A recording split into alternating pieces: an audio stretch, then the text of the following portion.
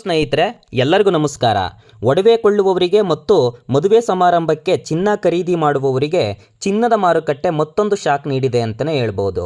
ಹೌದು ಸ್ನೇಹಿತರೆ, ಕಳೆದ ಕೆಲವು ದಿನಗಳಿಂದ ಚಿನ್ನದ ಬೆಲೆ ಇಳಿಕೆಯಾಗುತ್ತಾ ಚಿನ್ನ ಕೊಳ್ಳುವವರಿಗೆ ಭರ್ಜರಿ ಸಿಹಿ ಸುದ್ದಿ ನೀಡಿದ್ದ ಚಿನ್ನದ ಬೆಲೆ ಇದೀಗ ಮತ್ತೆ ಏರಿಕೆಯಾಗುವುದರ ಮುಖಾಂತರ ಎಲ್ಲರ ನಿದ್ದೆಗೆಡಿಸಿದೆ. ಇದರಿಂದ ಮದುವೆ ಸಮಾರಂಭಕ್ಕೆ ಒಡವೆ ಖರೀದಿ ಮಾಡಲು ಯೋಚಿಸುತ್ತಿದ್ದ ಕೆಲವು ಬಡ ಜನರಿಗೆ ಮತ್ತೊಂದು ಹೊಡೆತ ನೀಡಿದೆ. ಕೆಲವರಂತೂ ಮದುವೆ ಮಾಡೋಣವೇ ಅಥವಾ ಒಡವೆ ಖರೀದಿ ಮಾಡೋಣವೇ ಎಂಬ ಗೊಂದಲಕ್ಕೆ ಸಿಲುಕಿದ್ದಾರೆ. ಇನ್ನು ಕೆಲವರು ಒಡವೆ ಕೊಳ್ಳುವುದೇ ಬೇಡ, ಸಿಂಪಲ್ಲಾಗಿ ಮದುವೆ ಮಾಡಿಕೊಂಡರೆ ಸಾಕು, ಒಡವೆ ರೇಟ್ ಕಡಿಮೆಯಾದಾಗ ಒಡವೆ ಖರೀದಿ ಮಾಡೋಣ ಎಂಬ ದೃಢ ನಿರ್ಧಾರವನ್ನು ಮಾಡಿಕೊಂಡಿದ್ದಾರೆ.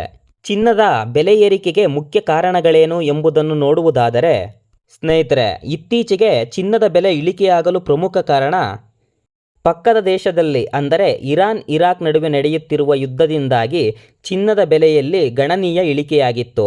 ಇದೀಗ ಪರಿಸ್ಥಿತಿ ಬದಲಾದ ಕಾರಣ ಚಿನ್ನ ಹಾಗೂ ಬೆಳ್ಳಿಯ ದರ ಏರಿಕೆಯಾಗುತ್ತಿದೆ. ಅಂದರೆ ಯುದ್ಧವು ಸ್ವಲ್ಪ ಮಟ್ಟಿಗೆ ಕಡಿಮೆಯಾದ ಕಾರಣದಿಂದಾಗಿ ಹೂಡಿಕೆದಾರರು ಚಿನ್ನದ ಮೇಲೆ ಹೂಡಿಕೆ ಮಾಡಲು ಮುಂದಾಗಿದ್ದಾರೆ. ಇದರಿಂದಾಗಿ ಚಿನ್ನದ ಬೆಲೆ ಮತ್ತೆ ಏರಿಕೆಯಾಗುತ್ತಿದೆ.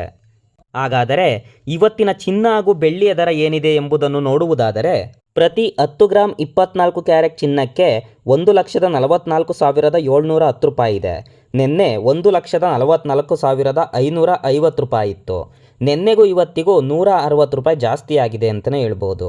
ಅದೇ ರೀತಿ 10 ಗ್ರಾಂ 22 ಕ್ಯಾರೆಟ್ ಚಿನ್ನಕ್ಕೆ 1,32,650 ರೂಪಾಯಿ ಇರುವಂಥದ್ದು. ನಿನ್ನೆ 1,32,500 ರೂಪಾಯಿ ಇತ್ತು. ನಿನ್ನೆಗೂ ಇವತ್ತಿಗೂ 150 ರೂಪಾಯಿ ಜಾಸ್ತಿ ಆಗಿದೆ ಅಂತಲೇ ಹೇಳ್ಬೋದು. ಅದೇ ರೀತಿ 18 ಕ್ಯಾರೆಟ್ 10 ಗ್ರಾಂ ಚಿನ್ನಕ್ಕೆ 1,08,530 ರೂಪಾಯಿ ಇರುವಂಥದ್ದು. ನಿನ್ನೆ 1,08,410 ರೂಪಾಯಿ ಇತ್ತು.